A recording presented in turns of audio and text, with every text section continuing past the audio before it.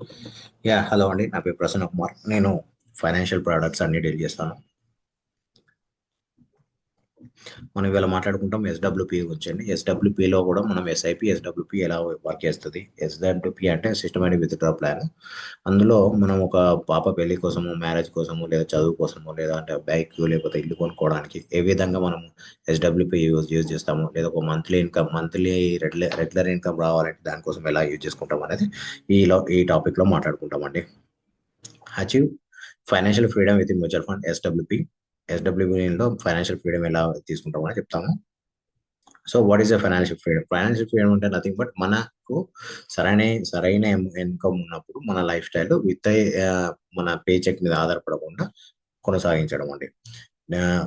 The able to make life choices as career changes, travel without financial constraint. అంటే మనం for suppose మీరు ఏదైనా కంట్రీకి వెళ్తున్నారు, మనం అక్కడ టూర్కి వెళ్ళారు, ఫైనాన్షియల్ టూర్కి వెళ్ళారు, దాని మన పే చెక్ ఎలాంటి కన్స్ట్రైంట్స్ ఉండదు. అంటే మనకి ఇబ్బంది ఉండకూడదు. మనం ఎక్కడ ఏ ప్రపంచంలో ఉన్నా కానీ మన అకౌంట్లో డబ్బులు పడుతూనే ఉండాలి. దట్స్ ద థింగ్ అండి. సో ఏమి ఇంపార్టెన్స్ ఆఫ్ ఆల్టర్నేట్ సోర్స్, అది ఆల్టర్నేట్ సోర్స్ ఎక్కడ చేస్తుంది అంటే మనకు ఫైనాన్షియల్ ఏది మనకు మ్యూచువల్ ఫండ్ నుంచి వస్తుందండి మనకు. ఓకే. సో ఇవి మనందరికీ ఫైనాన్షియల్ నీడ్స్ ఉంటాయండి. కొంతమందికి పిల్లల చదువు కోసం ఇన్వెస్ట్మెంట్ చేసుకుంటారు, మ్యారేజ్ కోసం ఇన్వెస్ట్మెంట్ చేస్తారు, రిటైర్మెంట్ కోసం ఇన్వెస్ట్మెంట్ చేస్తారు. ఇంకా other things like big house కొనుక్కోవడం, కారు, ఫారెన్ టూర్, లేదంటే వాళ్ళకి ఇంకా ఫర్దర్గా ఏదైనా చిన్న చిన్న కోరికలు ఉంటాయి, వాటన్నిటికీ కోసం మనం మనీ సేవింగ్స్ చేసుకుంటాం, సేవింగ్స్ నుంచి వాడుకుంటాం, తీసుకుంటాం. ఓకేనా. How to achieve financial freedom? So దానికోసం ఎలా ఇన్వెస్ట్మెంట్ చేస్తాం అంటే invest corpus in such a way generate that regular income for you. Okay, మనం మన యొక్క కార్పస్ అనేది ఇన్వెస్ట్మెంట్ చేస్తాం, ఒక అమౌంట్ ఇన్వెస్ట్మెంట్ చేస్తాం, దాని నుంచి వచ్చే ఇన్కమ్ ని మనం రెగ్యులర్ ఇన్కమ్ ఫర్ ఇయర్ మన కోసం వాడుకుంటాం. ఓకేనా. సో దీనివల్ల ఎలా ఉంది, let us see the look at the investment corpus. You can build your investment corpus with mutual funds. Mutual fund అనే సై అనేది మన గవర్నమెంట్ చాలా అగ్రెసివ్ గా అది మనకి వేసింది, క్యాంపెయిన్ చేసింది. ఓకేనా. సో మ్యూచువల్ ఫండ్స్ అంటే ఏంటి అంటే మన మనీని, ఇన్వెస్టర్ నుంచి మనీని మనం ఫండ్ మేనేజర్ తీసుకొని సెక్యూరిటీస్, డిఫరెంట్ సెక్యూరిటీస్ లో ఇన్వెస్ట్మెంట్ చేస్తాడు. Gold, silver, ETFs and equity, bonds, debt, ఇవన్నిట్లో ఇన్వెస్ట్మెంట్ చేసి అతన్ని అక్కడి నుంచి వచ్చిన ఏదైతే జనరేట్ వచ్చిన రిటర్న్స్ ఉన్నాయో ఆ రిటర్న్స్ ని మన passing back to the investor అండి. ఓకేనా. He's a professional fund manager, అనే ప్రొఫెషనల్ ఫండ్ మేనేజర్ ఉంటాడు. ఇది వెల్ రెగ్యులేటెడ్ బై ఎస్ఎబి అండి. మనకు ప్రొఫెషనల్ ఫండ్ మేనేజర్ ఉంటాడు, ప్రొఫెషనల్ పోర్ట్ఫోలియో డైవర్సిఫికేషన్ కూడా అవుతుంది. ఓకేనా. ఎక్కడ ఇన్వెస్ట్మెంట్ చేస్తారంటే ఈక్విటీ, బాండ్స్, మనీ మార్కెట్స్, తర్వాత ఈక్విటీ అన్నిట్లో ఇన్వెస్ట్మెంట్ చేస్తారు. ఓకేనా. అడ్వాంటేజ్ ఆఫ్ మ్యూచువల్ ఫండ్, దీనివల్ల అడ్వాంటేజెస్ ఏంటి అంటే మనకు ప్రొఫెషనల్ మేనేజ్మెంట్ ఉంటుంది. ఓకేనా. లో మినిమం ఇన్వెస్ట్మెంట్ ఎంతైనా నుంచి స్టార్ట్ చేసుకోవచ్చు. డైవర్సిఫికేషన్, అన్ని సెగ్మెంట్స్లలో ఇన్వెస్ట్మెంట్ జరుగుతుంది, లో కాస్ట్ లో జరుగుతుంది, ఇది ఫ్లెక్సిబుల్ గా ఉంటుంది. Think investment, think mutual fund. Okay. So short term కోసం ఎక్కడ ఇన్వెస్ట్మెంట్ చేస్తారంటే మనీ మార్కెట్ లో, డ్యూరేషన్ ఫండ్ లో ఇన్వెస్ట్మెంట్ చేస్తారు. రెగ్యులర్ ఇన్కమ్ కోసం అయితే హైబ్రిడ్ ఫండ్ లో ఇన్వెస్ట్మెంట్ చేస్తాము. సేవింగ్స్ కోసం అయితే ఏఎల్ఎస్ ఫండ్ ఇన్వెస్ట్మెంట్ చేస్తాము. అండ్ వెల్త్ బిల్డింగ్ కోసం అయితే ఈక్విటీ ఫండ్ లో ఇన్వెస్ట్మెంట్ చేస్తాం. ఓకేనా. ఇక్కడ మనము తెలుసుకోవాల్సింది ఏంటంటే మన రిక్వైర్మెంట్ బట్టి మనం ఇన్వెస్ట్మెంట్ జరుగుతుందండి ఇక్కడ. సిస్టమేటిక్ ఇన్వెస్ట్మెంట్ ప్లాన్ అంటే ఏమైతుందంటే ఇది ఏంటంటే మనం కార్పస్ బిల్డ్ చేసుకోవడానికి ఒక అద్భుతమైన టూల్ అండి. అందులో ఏం జరుగుతుందంటే రోపీ క్యాస్ట్ యావరేజింగ్ జరుగుతుంది, కాంపౌండింగ్ బెనిఫిట్ తీసుకుంటాము, encourage intervals and encourage regular and discipline intervals. దానివల్ల మనకి ఏం జరుగుతుందంటే ఒక డిసిప్లిన్ వస్తుంది. SIP is investment way to participate in the growth. మన యొక్క ఇండియన్ గ్రోత్ పార్టీలో మనం పార్టిసిపేట్ అవుతాం. ఓకేనా. SIP equity mutual funds will beat the inflation long run. Long run లో మనకు ఇన్ఫ్లేషన్ కూడా బీట్ అవుతాయి.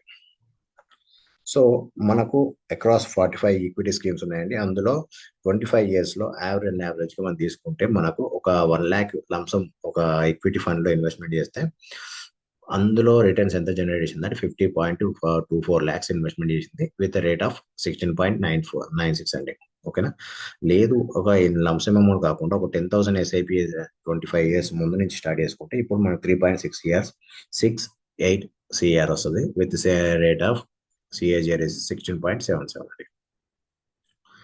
సో ఇన్వెస్ట్మెంట్ పీరియడ్ 20 years ఉన్నప్పుడు మనం ఎస్ఐపి ప్లస్ లంసమ్ రెండు తీసుకుంటున్నాం. ఒక 2 lakhs లంసమ్ వేసి 5,000 ఎస్ఐపి 20 years ఫర్ రన్ చేసుకుంటే 10% అయితే 49.65 lakhs వస్తుంది. అదే 12% అయితే 65.29. మనకు ఆల్రెడీ మనకు సెబీ యాంఫీ అనే ఎంత అయిపోయిందంటే 12.62 జనరేట్ చేస్తుందని యావరేజ్ అయిపోయింది. ఒక 10,000 SIP plus 5 lakhs in lump sum మీద వేస్తే మనకు 10% అయితే అంటే ట్రెడిషనల్ 10% ఏంటంటే ట్రెడిషనల్ ఇన్స్ట్రుమెంట్స్ అండి.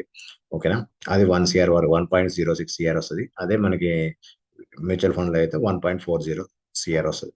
20,000 ఇన్వెస్ట్మెంట్ ఎస్ఐపి ప్లస్ లంసమ్ ఒక 10 lakhs ఇన్వెస్ట్మెంట్ చేశారు. విత్ పీరియడ్ ఆఫ్ 20 years లో మనకు 2.1 CR మనకు 2.80 వస్తుంది. 50,000 ఎస్ఐపి 25 lakhs ఇన్వెస్ట్మెంట్ చేశారు. 5.30 ఇన్ రేట్ ఆఫ్ 10%. 12% అయితే ఇక్కడ 10% కి చూడండి 2కు ఇక్కడ 2 ఇక్కడ 5 CR అయితే ఇక్కడ 7 CR అంటే మినిమం టు మినిమం 2% కి 2 CR ఎక్స్ట్రా వస్తుంది. 1 lakh SIP plus 50 lakhs investment అయితే 10 CR వస్తుంది. 10% తో అయితే అదే 12% 14 CR వస్తుంది. Let us now look at the available regular income options. ఏమేమి ఉన్నాయో రెగ్యులర్ ఇన్కమ్ మనకు వచ్చే ఆప్షన్స్ ఎక్కడెక్కడ చెక్ చేద్దాం. సో రెగ్యులర్ ఇన్కమ్ ఆప్షన్స్ ఎక్కడెక్కడ వస్తాయంటే మనకు ఒక ప్రాపర్టీ ఉన్నప్పుడు మనకు అక్కడ నుంచి రెగ్యులర్ ఇన్కమ్ వస్తుంది. అదే కమర్షియల్ ప్రాపర్టీ కొన్న రెసిడెన్షియల్ ప్రాపర్టీ కొన్న మనకు రెంట్ వస్తాయి అక్కడ నుంచి. లేదంటే మన బ్యాంక్ లో ఎఫ్డి వేసినప్పుడు కూడా మనకి రెగ్యులర్ ఇన్కమ్ వస్తుంది. సో మనకి ఇండియా మొత్తంలో మనకు 2 to 3% రెంటల్ ఇన్కమ్ జనరేట్ అవుతుందండి. ఇందులో మనకు హై మెయింటెనెన్స్ కాస్ట్ ఉంటుంది. అంటే టెనెన్సీ ఇష్యూస్ ఉంటాయి, డాక్యుమెంట్ ఛార్జెస్ కూడా మనం భరించాలి. ఓకేనా, ఇంకా బ్యాంక్ లో మనం ఇన్వెస్ట్మెంట్ చేసుకుంటే మనకి ఏమవుతుందంటే 5 to 6% వస్తుంది. దీనివల్ల ఆ పర్సన్ ఏ ట్యాక్స్ లో ఉంటే ఆ ట్యాక్స్ హై టాక్సేషన్ పడుతుంది. నో క్యాపిటల్ గేమ్ అంటే 5 years ముందు ఏదైతే క్యాపిటల్ ఉందో 1 CR పెట్టారో 5 years తర్వాత కూడా 1 CR వస్తుంది. Not able to inflation. Okay, not able to counter inflation. ఇంకా దీంతో పాటు ఇంకేమైనా second source of income generate ఉన్నాయా అంటే ఎస్ ఉన్నది. That is systematic withdraw plan. Flexible you can మనకు మంత్లీ మనకు ఎంత కావాలో అంత అమౌంట్ విత్డ్రా చేసుకోవచ్చు. దానికి ఏమైతే ఎలా జరుగుతాయి అంటే మనకి ఏదైతే యూనిట్స్ ఉన్నాయో అవి రిడీమ్ అయ్యి మనకు ఏదైతే సెట్ చేసుకున్న అమౌంట్ కి ఆ డేట్ కి మన అమౌంట్ క్రెడిట్ అవుతుంది మన బ్యాంక్ అకౌంట్ కి. ప్రొఫైల్ ఎట్లాంటి దాంట్లో ఇన్వెస్ట్మెంట్ తీసుకోవాలంటే అసలు లొకేషన్ మనకు 2 రకాలు ఉంటాయండి. బ్యాలెన్స్ అడ్వాన్స్డ్ ఫండ్స్ ఉంటాయి, అగ్రెసివ్ హైబ్రిడ్ ఫండ్స్ ఉంటాయి. బ్యాలెన్స్ అడ్వాన్స్ ఫండ్ ఏమి జరుగుతుంది అంటే 30 to 80% మోడరేట్ ఉంటుంది. ఇక్కడ 65 to 80% ఇక్కడ ఈక్విటీ ఎక్స్పోజర్ ఉంటుంది. రిస్క్ ప్రొఫైల్ ఎవరి కోసం అంటే మోడరేట్ ఇన్వెస్టర్ కోసం, హై రిస్క్ ఇన్వెస్టర్ కోసం. ఇది objective balance between the capital appreciation and income అండి. ఇది focus on main capital appreciation and stability అండి. సో హైబ్రిడ్ అంటే ఏంటంటే నాకు combination of equity and debt అండి. అందులో మనకు డెట్ ఉంటుంది, హైబ్రిడ్ లో మనకి ఈక్విటీ ఉంటుంది. ఓకేనా, సో లో volatility as compare to the pure equity. మనకు ఒక ఈక్విటీ కంటే కొంచెం లో వాలటైలిటీ ఉంటుంది. As auto asset allocation and rebalancing కూడా ఉంటుంది ఇక్కడ. అంటే ఇక్కడ ఏం జరిగినా కానీ మనకు ఆటోమేటిక్ గా రీబ్యాలెన్సింగ్ అవుతుంది. బెటర్ రిస్క్ అడ్జస్ట్మెంట్ రిటర్న్స్ కూడా ఉంటాయి ఇంట్లో. ఓకే, 20 years లో మన ఈ బ్యాలెన్స్ అడ్వాన్స్ ఫండ్ కేటగిరీ ఎట్లా ఇచ్చిందో చూద్దాం. ఒక 50 lakhs ఇన్వెస్ట్మెంట్ చేస్తే 240 years 20 years లో ఎవ్రీ మంత్ 25,000 విత్డ్రా చేసుకుంటే మనం విత్డ్రా చేసిన అమౌంట్ 60 lakhs అయితే మనము ఎండ్ వాల్యూ అంటే 50 lakhs వాల్యూ 1.4 CR అవుతుంది. మనం మొత్తం ఈ మొత్తం వాల్యూ ఎంత అంటే 2 CR అండి. ఓకేనా, 50 lakhs ఇన్వెస్ట్మెంట్ చేస్తే ఎవ్రీ మంత్ మనకు 25,000 క్రెడిట్ అవుతూ మనకు దాని వాల్యూ అయితే మనం విత్డ్రా చేసిన వాల్యూ 60 lakhs ఉన్నది. ఓకేనా, అంటే మనం 50 lakhs పెడితే 60 lakhs వచ్చేసింది ఆల్రెడీ. మన వాల్యూ 50 lakhs కాస్త 1.4 CR అవుతుంది. ఇది ఆల్రెడీ మన కింద మన 9.62 తో యాంపీ చెప్పిన ప్రాక్టీస్ అండి. సో కొంచెం ఈక్విటీ ఎక్కువ తీసుకుందాం అనుకోండి, అదే ఈక్విటీ ఎక్స్పోజర్ ఎక్కువ ఉన్న వాటి అంటే హైబ్రిడ్ అగ్రెసివ్ హైబ్రిడ్ తీసుకుంటే ఎలా ఉంటుందో ఒకసారి చూద్దాం. 65% ఈక్విటీ 35% డెట్లు ఉంటుంది. కొంచెం equity will give the grow long term లో మనకు ఈక్విటీ గ్రోత్ వస్తుంది. Debt will be the stability వస్తుంది. Favour taxation on equity funds. Okay, మనం 20 years లో ఒక 15 lakhs ఇన్వెస్ట్మెంట్ చేశాడు. 240 years 20 years every month 7,500 withdraw చేసుకుంటున్నాడు. అట్లా తను విత్డ్రా చేసింది 18 lakhs విత్డ్రా చేశాడు. అతను విత్డ్రా చేసిన అమౌంట్ 18 lakhs అమౌంట్ అతని matured 15 lakhs amount, matured amount ఎంత అయిందంటే 62 lakhs. మొత్తం కలిపితే విత్ డ్రా కలిపింది ప్లస్ మెచ్యూర్డ్ కలిపితే 80 lakhs అండి. సో ఇది ట్యాక్స్ ఎట్లా ఉంటుంది అంటే యాజ్ పర్ దట్ స్లాబ్ అండి. మీరు ఏ స్లాబ్ లో ఉంటే ఆ స్లాబ్ ప్రకారం ట్యాక్స్ పడుతుంది. ఓకేనా, ఇప్పుడు 12% ఉంటే ఇప్పటి వరకు ట్యాక్స్ లేదు. 30% ఉంటే 30 స్లాబ్ పడుతుంది. ఇప్పుడు ఇందులో ఇంకోటి ఏంటంటే ఈ 1 year లోపల మనం విత్డ్రా చేసుకుంటే అంటే తీసేసుకుంటే 1 year లోపల ఇన్వెస్ట్మెంట్ చేశారు, 1 year లోనే తీసేసుకుంటున్నారు. అప్పుడు మనకు షార్ట్ టర్మ్ గెయిన్ ట్యాక్స్ పడుతుంది, short term capital gain tax పడుతుంది, షార్ట్ టర్మ్ STCG అంటారు, long term capital gain tax 12.5 ఉంటుందండి. ఓకేనా, కస్టమైజ్ SWP ఆప్షన్స్ ఎలా ఉన్నాయి ఇక్కడ మనం ఒకసారి చెక్ చేద్దాము.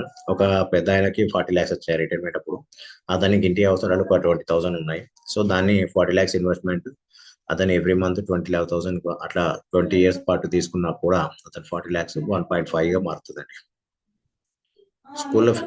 స్కూల్ ఫీజు కోసము 20 lakhs వాళ్ళ పేరెంట్ 20 lakhs ఇన్వెస్ట్మెంట్ చేశాడు. అతను ఇన్వెస్ట్మెంట్ చేయంగా ఎవ్రీ ఇయర్ 1.2 విత్డ్రా చేస్తున్నాడు. అలా చేస్తూ అతనికి పిల్లల యొక్క స్కూల్ ఫీజు ఆ యొక్క ఫండ్ నుంచే పేమెంట్ చేసుకుంటూ వెళ్ళిపోయాడు. ఆ చేయంగా 20 years అంటే ఎన్ని ఇయర్స్ అంటే చూడండి, 15 years రాగానే వాళ్ళ పిల్లలకి ఒక 40 lakhs ఇచ్చాడు. ఓకేనా, ఎవ్రీ ఇయర్ హాలిడే కోసం ఏం చేశారంటే వీళ్ళు 40 lakhs పార్కింగ్ చేశారు, ఇన్వెస్ట్మెంట్ చేశారు.